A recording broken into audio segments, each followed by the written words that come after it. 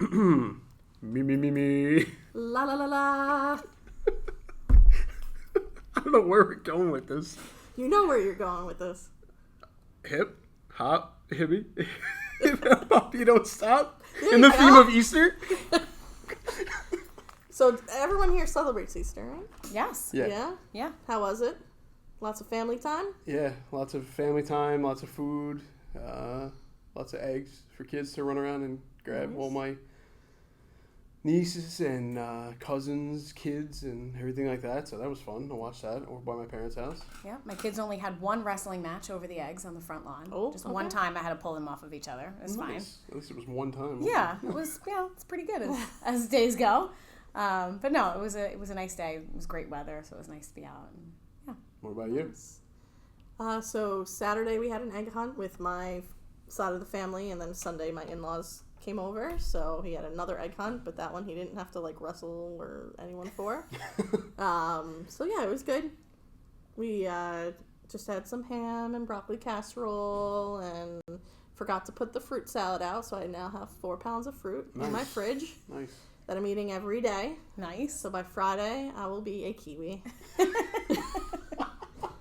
Really just turning green, that's the only difference. And I'm wearing green today too, so there look you at go. that. That's funny. We had ham and broccoli casserole too. Really? Yeah. Yo, what's this broccoli casserole? I've never heard of this. Broccoli puff, my mom calls it, but it's Okay. like broccoli with cheese and breadcrumb. It's delicious. Ooh, that sounds See, I really put good. mine with Ritz crackers. I crumble it up Ooh. and then Damn. layer That sounds really good. within the broccoli and then on top. Ah. We also had Christmas mac and cheese. It's just homemade mac and cheese that I made Okay, once I was on just Christmas. gonna ask about it. I made it one time on Christmas, so that's what my kids call it. Okay. Yeah. Here you go. What'd you eat? A lot. Like, there was like a Just giant, a lot of stuff. lot of different things. There was freaking ham, penny See, I didn't arbaca. have. Usually we have lamb, but a family member does not eat lamb that was in attendance. Ah. So I did not make lamb. I Okay. made ham Yeah. so that everyone would be happy. It's very nice Fried of you. chicken. Yeah. There was like cornbread stuffing. There was a Cornbread lot. stuff. There was a lot going on at my parents' house. Nice. But Almost it like was also, Thanksgiving. But it really felt like Thanksgiving. But there was like 30 people there, so that's Oh, why. wow. Oh, okay. Yeah, I didn't have that. Yeah, it's chaos. Saturday was only Every maybe holiday's like chaos. 11 of us, and then Sunday was quiet. It was just us and my in-laws. So, Yeah. all right. Well, that's fun. Yeah. Now we gotta throw it back a couple of weeks now. Yeah. So a couple of weeks ago, we attended a conference, and if you've been listening for the last couple of years, you know that we always do an episode on this. Mainly because every year it's a little different. It's the same sessions and stuff like that, but for those of you who have no idea what I'm talking about, we usually go to the Asset Conference, which is located at the Huntington Hilton, but not in Huntington, it's actually in Melville. Yeah. What a curveball. Yeah. So every year we usually go, it's around the springtime, usually in March. And there's your typical keynote, and then you have your breakout sessions, and there's 3 breakout sessions. So what we do like to take the opportunity to do is kind of turnkey the information that we got from these sessions to everyone, just because clearly not everyone can go to these sorts of things. So it's really good for us to be those people that go out, hear about all the new things that are going on across Long Island, and then bring it back to everyone. So I figured the podcast is a unique way to get that news out. I agree. I think it's a good tool. So the first thing that we encountered was the keynote. His name is Joe Sanfilippo. Sounds like a common name. Like, I feel like I just know him, but I had no idea who he was prior to this. And I have to say that for me, the overall experience was that he was a very good speaker, very lively, and definitely captivated the audience. I agree. He was engaging for sure. And he is a superintendent. Or former. Is Former, it? I Former believe. Yeah, in superintendent. Wisconsin. Yeah. Yes, in Wisconsin. And Go Crickets? yeah, That's Go right. Crickets. He was big into that's their mascot, I guess. Yeah. I think it's that Yeah. Which I've never heard of. You usually hear of like bulldogs and I know all crickets these- don't really seem very aggressive or bold, but He was works very for them. into it. Yeah. And one of the fun facts that he shared with us is that he actually lives 1 minute from the building, and there's only one school for the district. And I think it was like a one stoplight town too, if I remember. Like Right. very small, very like middle America. very different than here. Yes. Yeah. Safe to say, yes. Definitely. Like, he's talking and we're just trying to, like, picture all of this. And he's like, yeah, we have kindergartners with 12th graders. And I'm just like, I can't even imagine that. Right? But it sounds like it's a very tight-knit community. It also sounds like he was very impactful in sort of shaping how the teachers and the school districts are viewed by the community. And I think that was sort of the core of his message was people are going to talk about us no matter what as educators, so we should put our story out there and share all the great things that we do on a regular basis. Yeah, and I think he did a really good job with the whole, like, hacking leadership thing. He was very big into, like, how can we be leaders? Not just him, but the whole school. And I think he was the face of that, and everyone believed in his initiatives, and I think that's why he's now keynoting at conferences, because Yes. he did a really good job with that. Yeah, he has a book that we got signed copies of, or I got a signed copy. Did you get one? I'm supposed to have one because I presented, but I did not. I, like, got it, and then it got... So, I gotta figure out who has my signed copy, honestly. All right, well, I'll let you borrow mine if you want. Okay, cool. But spoiler alert, I'm probably going to do a virtual book talk on it with my new teachers next Nice. year, so I'll put that out there. But he talks a lot about all these, like, small things that he does to create those moments of leadership. He talks about the impact of 30 seconds, how you only need a little bit of time to have a great impact. The thing that stuck with me from his keynote was he talked a lot about their hiring process and how they can't offer as much money as some neighboring districts when they're going to hire people, but they get to offer, like, the experience of working there. And one of the ways they do that is how they offer people the job. Yes. And so, right? You remember these stories? This. Yeah, it was cool, actually. He was talking about, like, being creative in making it a memorable moment. So he talked about this one teacher who spoke in her interview all about, like, her most impactful teacher from, like, 3rd grade or something. I don't remember her name. But he went and found that teacher and invited her in, and she sat in the conference room, and then this teacher walked in, this applicant walked in, and she was the one that offered the job at his school district. And so that created, like, this amazing moment and memory for her and all these things. Which It's I was always like, wow. full circle. Yeah. And especially in education, it's kind of like, why are you getting into education? And I feel like most people have an experience that they can lean on, or a memorable person, a memorable teacher that they could say, like, well, this teacher was a role model for me, and I want to kind of, like, be like them. I've learned so much from them, and that's why I want to be here. Like, for me, it's my 3rd grade teacher. She was at the time a 1st-year teacher. Oh, wow. But I remember she was new, and I remember having a conversation with my mom, like, well, will she be any good, kind of thing. She's going to be new to the school. And she ended up being my favorite teacher just because she was different than all the other teachers I've had. Aww. And they were all, veteran teachers. So she brought a little bit of, like, a different, unique perspective to the classroom. Yeah. Yeah. That's awesome. He also did this thing with everybody in the audience in the keynote, and he said, talking about that power of 30 seconds, he said, think of someone who has been integral in getting you to where you are today, somebody that you're thankful for, and just send them a text message, which I thought was fun. And, for some people, that's like your loved ones, your spouse that's supportive. Some people, it's like a teacher bestie or whoever it might be.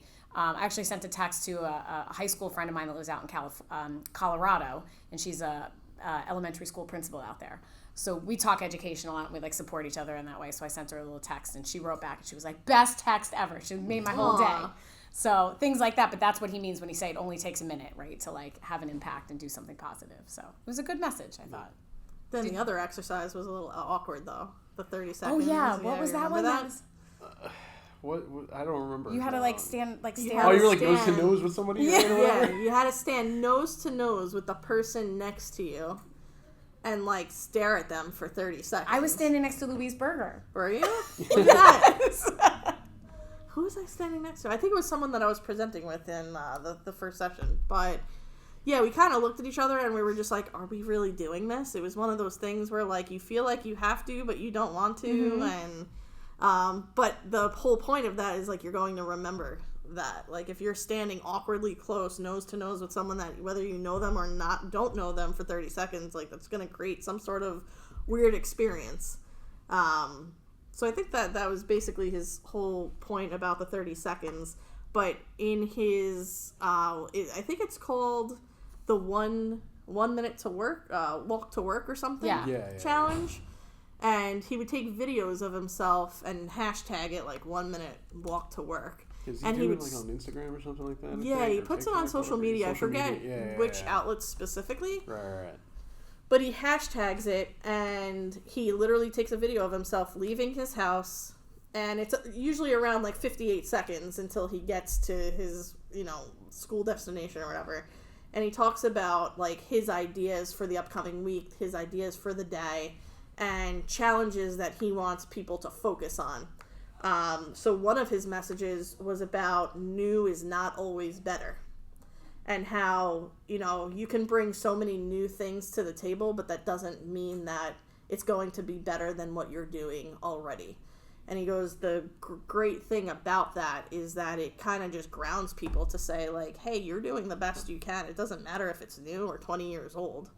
It doesn't always have to be flashy and stand out. Like, you do what's best for you. It doesn't matter that you have an old school chair in your classroom rather than like a wobbly, like those circle bouncy balls that kids can sit on. Like, that doesn't matter. It's the impact that you have and the interactions that you have with the kids. And I think for that, the message for me, new is not always better, is, we're always like in education, you're always tossed different ideas. Like, hey, try this, do this. Hey, here's a new platform. Hey, we're changing a platform. Hey, we have all of these things going on, but it doesn't mean that it's better. And I think sometimes we have to reflect and say, like, hey, is this working? Is it working well? And is this a fit for us? And then go forward in making that decision.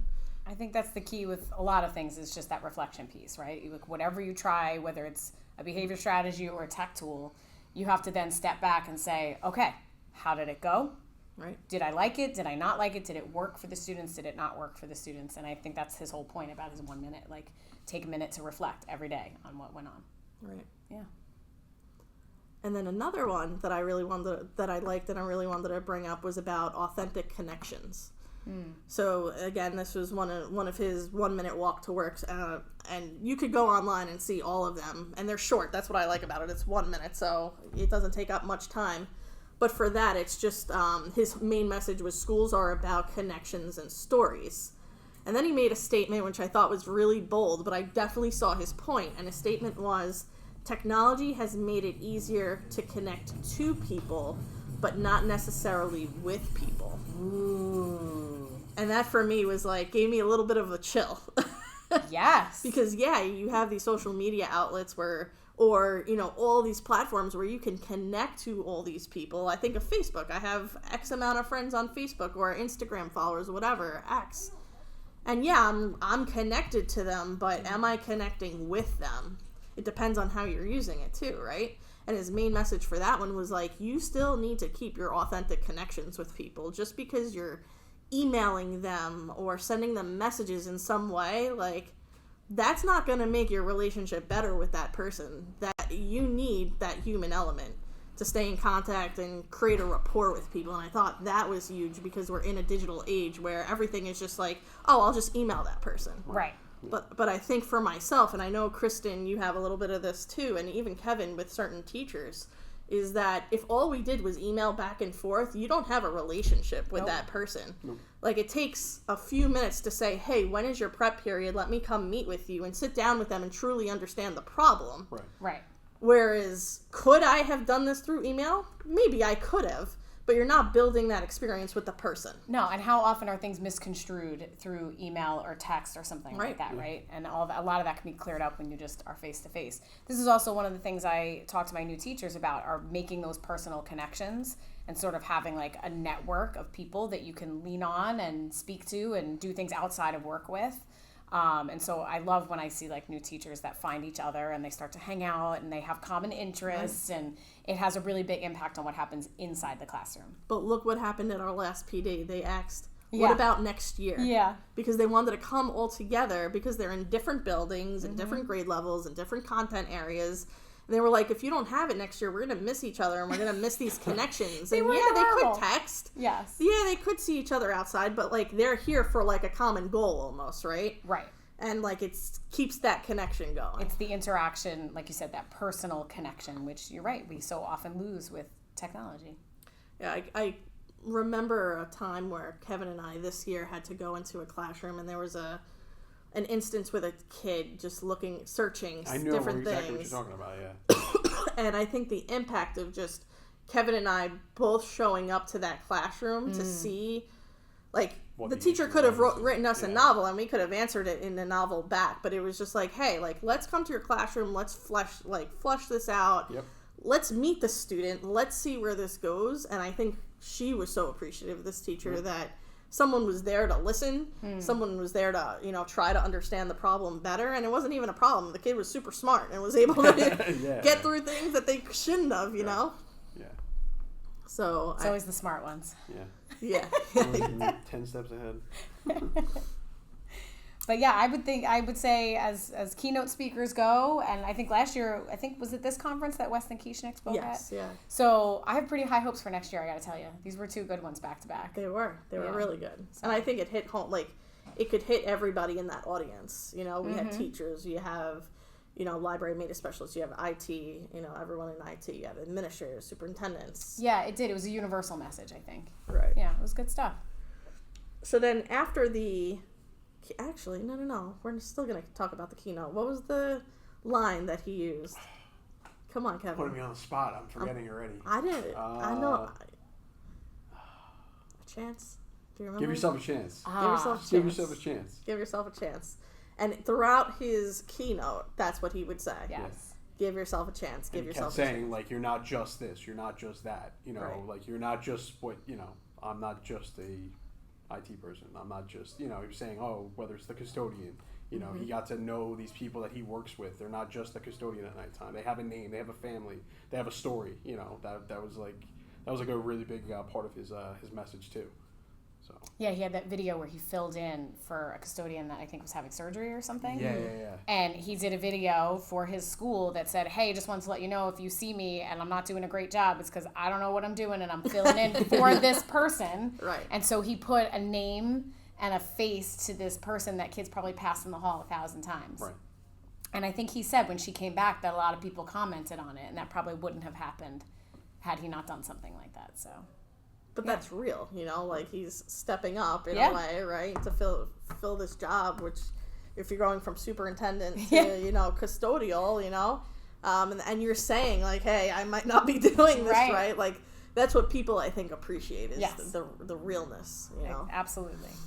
So after the keynote, we went to the breakout sessions. And I believe you went to see the keynote again because he had his own breakout session. I did. I heard Joe Sanfilippo go for a little bit longer. He expanded on some of his topics. He talked more about that, like, impact of 30 seconds. Custodian, please. As you heard, there was a custodian that needed something. I hope you all laughed. Would it be a podcast without a page? I don't know. A page, a phone ringing. Lots of good interruptions here. And then, Kevin, what was the session that you went to the first time? The first one I did was it was on cybersecurity, and it was like basically like, in a way, best practices for like school districts on Long Island, like what they're doing, because like the state is coming around doing some like audits, and of course everybody hits the panic button when they hear the word audit, but it's really more of a like isn't it informal, like a it's an informal meeting of like going over like how you have some of your cybersecurity practices in your district. Here we go. So before I was interrupted by another page, it was the session was on cybersecurity practices, and they had a couple of people up there from other districts on Long Island, along with like a vendor or whatever, going over like things to like do like in preparation for potential audits, best practices in cybersecurity, what to expect when they come in and doing. It was a similar session to what I went to last year. Had a little bit more up-to-date information. Really, it was really informative for like a lot of like directors and like data protection officers, things like that too. It was a pretty good session. I imagine that's a topic or a field that is changing frequently. Yeah. So. Nice. Yeah. And then I went to my own session.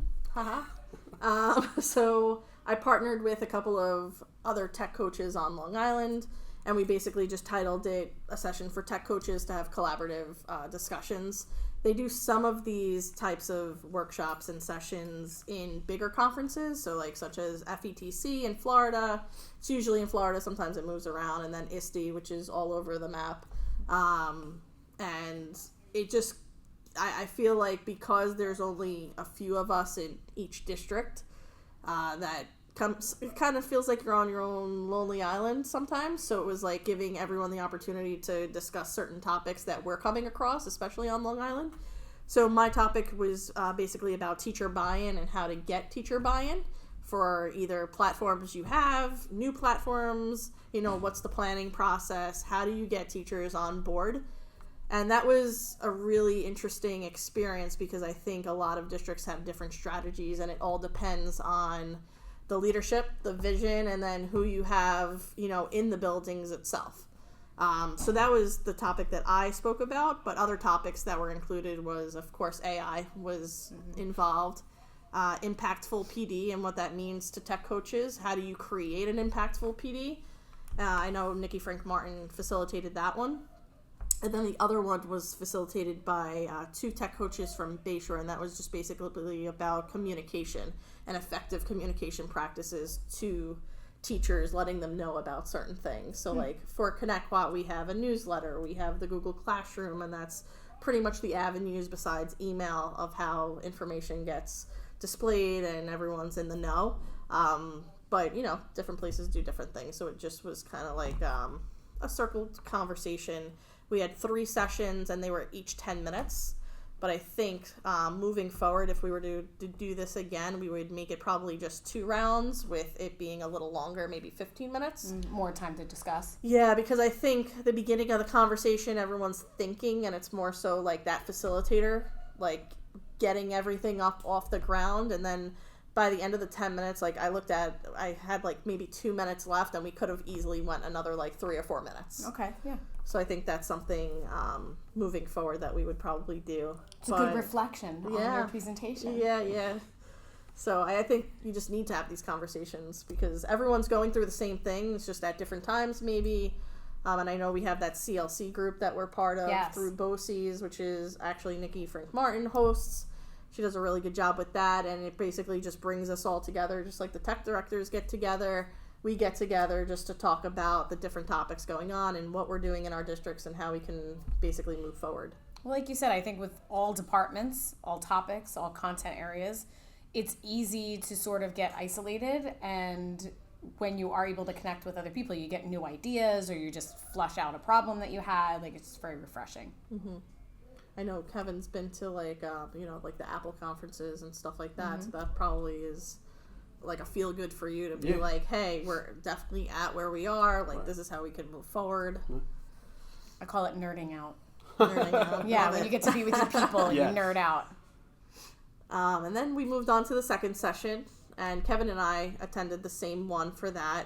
And that was a session just basically on launching new software maybe in the district, while also talking about branding in the district. So like, what does a rollout plan look like? What are some effective methods that you can do, which was super helpful because I think we're at a time where a lot of new things come out. So it was nice and refreshing to just like hear different perspectives and what other districts are doing. But I also appreciated that branding piece because I think that that's where we're kind of leaning towards in this district. Yep. And it was nice. The public relations specialist actually had a really big piece in this presentation, and he was just saying, like the first step is really like, okay, getting your school colors off the ground, right? Like we already have that, but picking the hue for it and then that number. Yeah, he had the number memorized. Yeah. Yep. And he's like, you're always going to use that, that shade of that color. You're not just going to pick a random, gold or a yellow. Like it's a specific. Make it consistent. You have to make it consistent. Right. Uploading your icons. And he did a lot of this through Canva, which Kristen and I started a couple of months ago. We put like 2 pictures just to like dabble in it. But it was something that I was able to see like the process of and like where we should probably follow through with. Yeah, I think so. We've talked a little bit about going back to that and kind of perfecting it. And I remember a couple of years ago, more than a couple of years ago now, but when we decided somehow as a district to add black as one of our school colors. Oh, yeah. Because when I was coming up through the district, it was just red and white. And then we started to get new uniforms, and they had touches of black in it, and it was very shocking. And people talked about it for a long time. Really? Yeah. Look, Oh, yeah. Look at the room we're in. Black Yeah, and the red. room we're in is completely black with a little bit of red and white. Yeah, it used to be solely red and white, and I it didn't know was that. quite the shocking revelation. Yes. Yeah. Good to know. The second session I went to was called Empowering Educators to Drive Change, and it was by a team over at Hopog. And it was sort of their mentor program as well as their ed tech coaches and sort of how they structure their program. So very similar to a lot of the other things that we spoke about, but it was just nice to kind of hear about. It was just nice to hear about how other districts structure their programs. I got to meet and speak with another district mentor, which was kind of cool because we're sort of a rare breed. Yeah, definitely. So we exchanged information and we shared some conversations back and forth. So that was fun.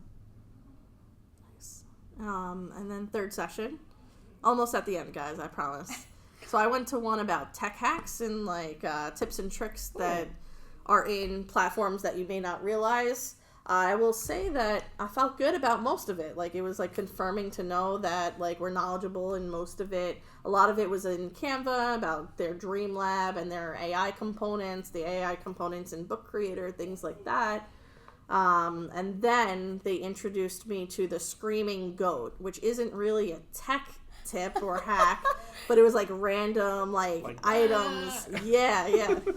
And so actually we recently did an IT department egg hunt, and one of the golden egg prizes, quote unquote, I had gotten someone whoever got the golden egg got a Screaming Goat. Gotcha. So it was, whenever you're frustrated, you could just kind of hit this goat and it goes bah, it makes that sound. I have one of those in my office. Do you? I do, yeah. Yeah. So I think I need one for myself. I'm buying them for people and I'm not getting them for myself, but yeah, so, random things like that. It was more like a feel-good session. The team that was, facilitating that one is from West Islip, and they're great. I see them all the time at the CLC meetings and at different events, so really good time overall. Awesome. The last one I went to was Nikki Frank Martin's, and it was Beyond Multiple Choice, Connecting Educational Purpose to 21st Century Possibilities, and she just talked a lot about integrating our like tried and true practices with some of the newer AI technology that's out there. So it was a good reminder about things. Yeah, that's awesome. I did not go to a third session because I was talking with our integrator, CSDNet, as well as tech, talking to them about like the new models and like smart boards and stuff like that. And then with CSDNet, they were showing off some of the newest features of like security stuff, like as far as like our PA system that we currently have, signage, things like that. So they were demoing that for a few of us. So that was kind of cool. So you have to schmooze a little. Yeah. And it was cool just to see like new technology from like when we started the project in the district to like where it's like going and heading now in the future. So yeah. Awesome. Yeah, I think sometimes especially if I go to like a bigger conference, which it's been a couple years, but sometimes you get more out of the vendor sessions than you do from like the actual sit down and learn workshops. Yeah. I remember at ISTE and FETC, whenever I would go to a vendor booth that we had, like such as Cami or Nearpod, they're showing you all these updates and you're getting so much information in a short amount of time, and then they give you t-shirts and they're giving you all this swag, and you just build a relationship, and it's very feel good. It's just a positive experience. So yeah. Good stuff. I think that's a wrap on Asset. I think so. Yeah. Lots of information. So hopefully you got something out of one of the sessions that we talked about. Maybe sparked your curiosity about something. I know my big takeaway was really the keynote speaker. Yes. In all honesty. Agreed. Yeah. And how, 30 seconds can really revolutionize, someone or something. And just be reflective all the time. I think sometimes we're so busy and reflection kind of gets to the wayside, but I always think it's important part of the process. Good recap. Good summary. All right. See you guys soon. See you. Bye.